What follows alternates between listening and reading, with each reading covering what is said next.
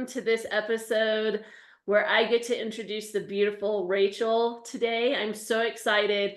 This podcast is all about being rooted in your stories and rising to the occasion to share them. And that's really what the topics of this entire podcast are about, is really giving yourself permission to share your stories. And I'm so excited because Rachael and I have been on many different levels of many different journeys together over the last, what would we say, about 6 years now.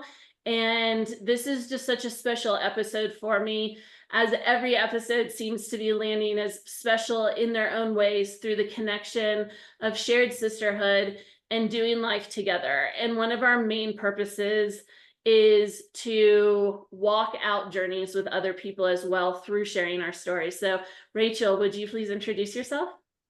Hi, everybody. I'm Rachael. I don't know what else you want me to share about myself, but yeah, I'm writing a book, and so I'm super excited about it, and it's part of my journey. So I yeah. love that we got to do it together. I love that everyone who fell into place with this particular book, it was definitely in my belief, it was already, like it was already waiting for the people that were going to be in this book in particular. And I'm so glad that you are one of them. And that leads me to my first question. What inspired you to write your story, and what was the initial spark to put pen to paper or fingers to keyboards or anything like that? Like, what made you say yes when I put it out there?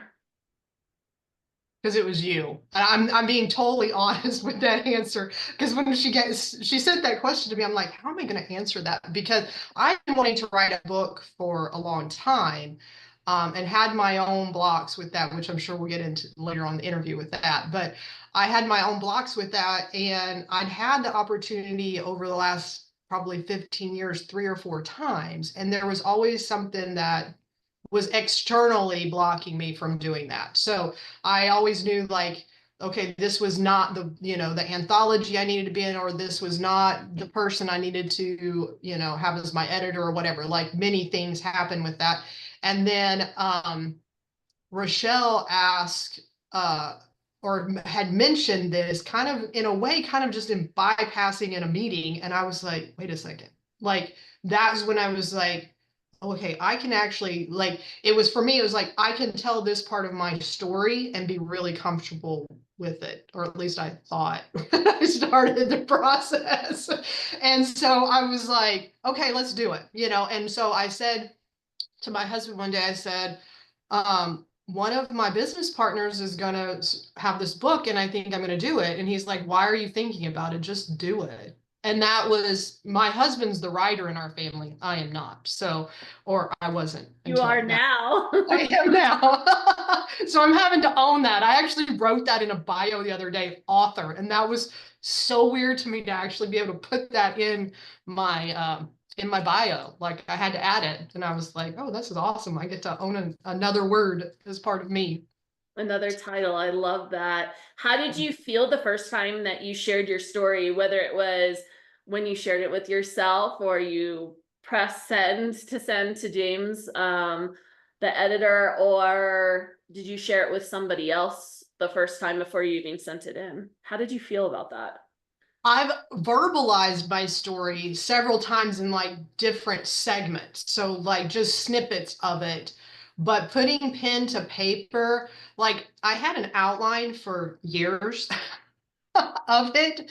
But then when it was like actually sitting down and typing it and really thinking about what I wanted to add and what I didn't, that was a process for me.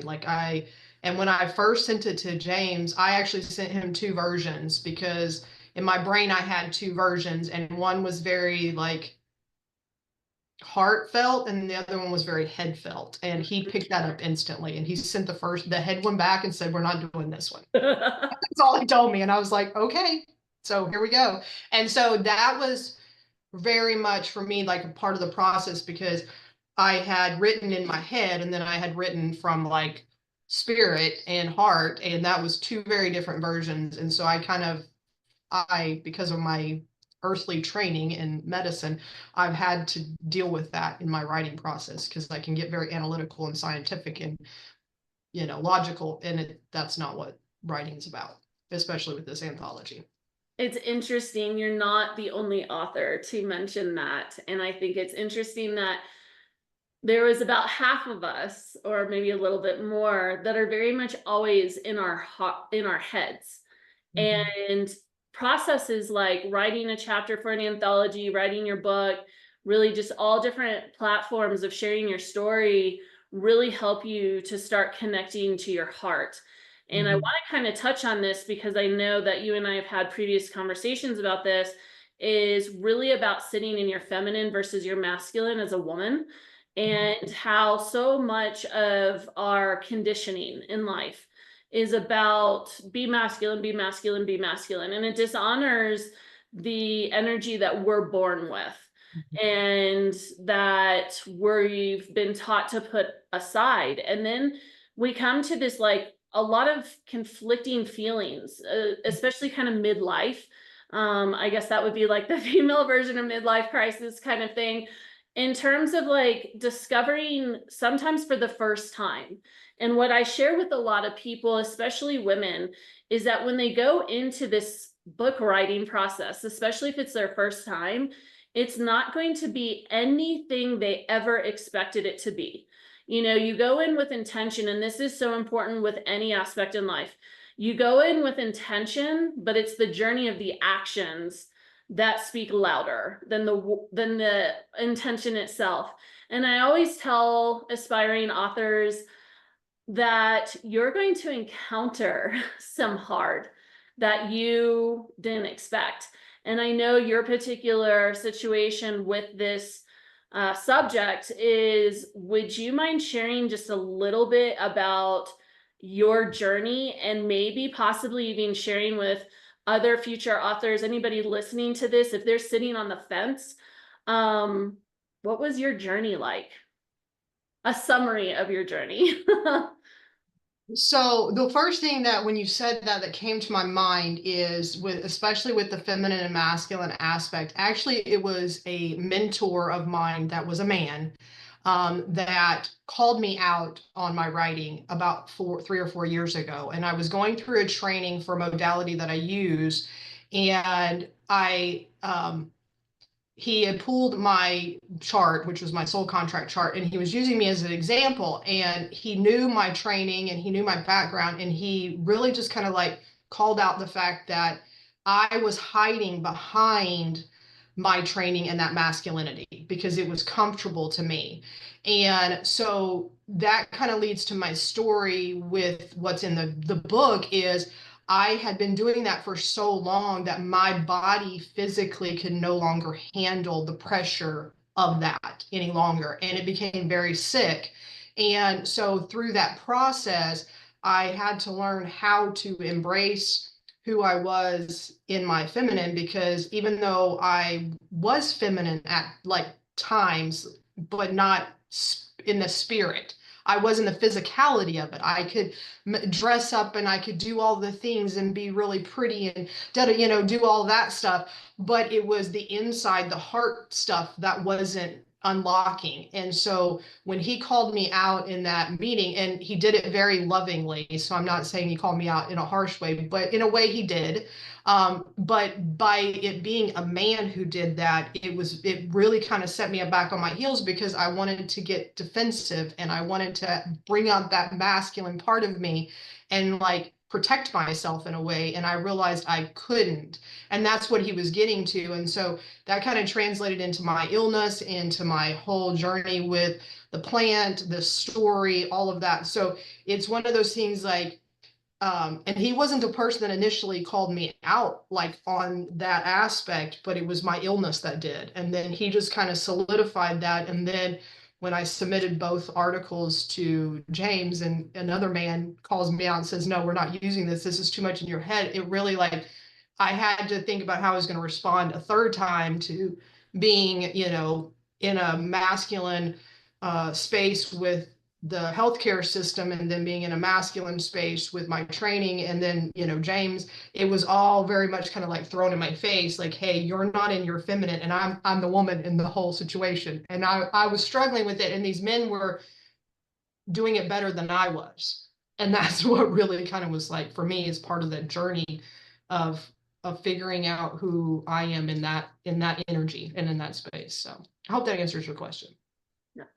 Just take it however you want to. I love that. Thank you for sharing that. Yeah, you know, I love that you shared the call out, because we do tend to want to get defensive, especially if we live in a narrative that we feel is the absolute truth, that defensiveness comes up to protect that narrative. And I think that that's what's so important about becoming an author in the realm that we are writing books to love and encourage and inspire other people, is giving ourselves permission to be okay, to be called out lovingly. It's obviously one thing if it's a harsh versus loving. And I think that that's such a beautiful part of all of our stories. If we can get past that ego, get past that defensiveness, and really know that people are out there to love us. And love shows up in so many different ways. Love shows up in somebody sharing their story. Love shows up in people calling us out on things that they can see within us, because they want better for us. Not that they want to change us, but they want us to see what they see. And I think that that really is such a beautiful foundation of how all of us showed up for ourselves, for our families, through these stories, through everything. And we are sharing our stories in a sense of a love story, in terms of, we love you enough to be vulnerable, to share and feel the discomfort in a temporary place, so that we can love you enough, even if we've never met you. We're not going to meet most of the readers of this book, but we love you enough to step into our heart so that you can step into a different part of your journey. So I really appreciate you sharing that, because that's such a huge element to really kind of the purpose. We didn't go into this book going, okay, this is the theme, this is the whatever. It was to share your story. And then after the edits and everything, there was like this theme that came together. And I think that that's so important, to allow people to use their voices authentically in an anthology like this. Like, it's great to have like an idea, but be intentional to not have expectations in certain places. And I think that this was absolutely the place to not have expectations, because when you read the book, it's gonna show up. And all of our stories are so different and yet so the same. And that's life. We're all humans with all different stories, but everything just looks a little bit differently. And I think that that's, the difference between having compassion and then having judgment for others. And so you're just such a special person to me. So I love that we get to do this together. Based on your experience over the last, I don't know, 9 months now, what words of inspiration or advice or anything that you feel would you give to aspiring authors that were kind of in the same place you were in, that right person, that right team, that right group of people, whatever is on your heart, because we're all about sharing from the heart in these podcasts. What would you tell people that are like, okay, I'm going to say yes, I'm going to go for it? What would you like to share to them? I think of a word that you just said, because when you were talking, I thought of the anxiety I personally had when I first started this process with you and James. Because I've known Rachelle outside of this environment, and Rachelle goes with the flow. She is a planner, but not like I planned. And so I knew once I took the leap, and that was the biggest part, is even though I had been pushed and I had, been called out and told to do it and had been asked multiple times to be a part of books, I never uh, pushed myself to make the first step. And so that's what I would say is if you're wondering, or even if you've been like, oh, I feel like I should write a book. Yeah, you should write a book. That's source telling your spirit, God, whatever you want to call it, telling you, I needed you to tell your story and whatever that story is. But also once you get past that initial like jumping off the cliff, you just better be ready for the free fall because that's literally what it has felt like for me. And I'm being completely vulnerable here because I've had this situation start 9 months ago where I just completely free fell. Like there was like we kind of knew where we were going with the book. Like we all knew like the thing that bound us together, in our stories, but how it happened and the flow and the timing and all of that was completely out of my grasp. Like I just had to release it and just go with the flow because I had no control over a lot of the elements. And for me, that was very uncomfortable. And interestingly enough, I've had a couple opportunities over the summer that I've had the same thing happen and I've just had to like release it again and again. And I'm like, I know that this is a place in my life where I just have to release and just go with the flow. Like literally jump on the life raft and just float. And so for me, that's been the most scary thing, but also it's kind of a relief to be quite honest. So for especially the moms that are out there that like to have the control, like to know the next thing, like to plan everything, be 6 months out, got the calendars, all that stuff. Throw all that mentality away when you go to write a book or write your story or wherever you write it. I don't care. Like, I hope you write with Rachelle though. I'm gonna put that plug there because it's gonna really challenge you to let go and let flow. So there you go. I love that. Let go and let flow. I think one of the things that I've learned about myself is that I feel honored that people trust me enough to walk out hard journeys together. That just says it all. So I want to take a moment and say thank you for trusting me enough to continue to push through all the hard, even when a lot of us wanted to just be like, okay, I might give up. I might Right. just say, I'm bailing out. I'll do it another time. Now's not the time. Because when we're faced with life, I don't even want to call them challenges because it gives us the expectation that life is always supposed to be seeking the joy and the happiness and all of that. Everything needs to have balance. And so if we are always seeking that, we dishonor the process that gets us to those moments. And that's what they are. Life is full of moments of ups and downs. And as long as we throw out that victim mentality and just flow, like you said, that I tend to like to do, it's because I already know that things are waiting for me, waiting for you, waiting for everybody. I just don't know what it looks like. And there's no amount of preparation in life to be ready. But if we already accept that it will, we are. And that's as simple as that. So thank you so much for sharing all of this. I want to give you an opportunity to share anything that might be on your heart, whether it's about the book, whether it's about the writing process, anything. This is my favorite part about podcasts that I just feel is always so necessary for everyone to just be seen and heard as an individual. So would you care to share anything that you just feel the listeners need to hear today? Boy, could I say a lot of things. But Thank you. one, write. I just sit down and write. And that's the thing that has been the most freeing for me in this process because now I write almost every day. It's become like part of my daily habits that I just do.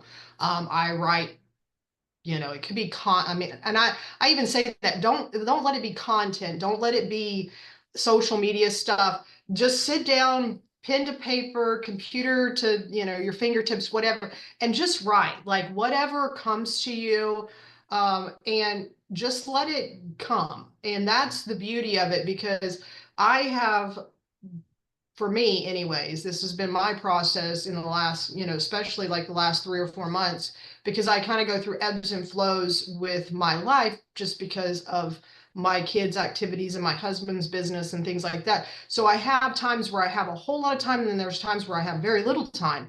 And what I do with that little bit of time to take care of myself is super important. And writing now has become absolutely a joy. And even sometimes in the mess and the chaos of it, like you should see my computer. I had to organize a little bit the other day because I'm now writing on a platform on a regular basis.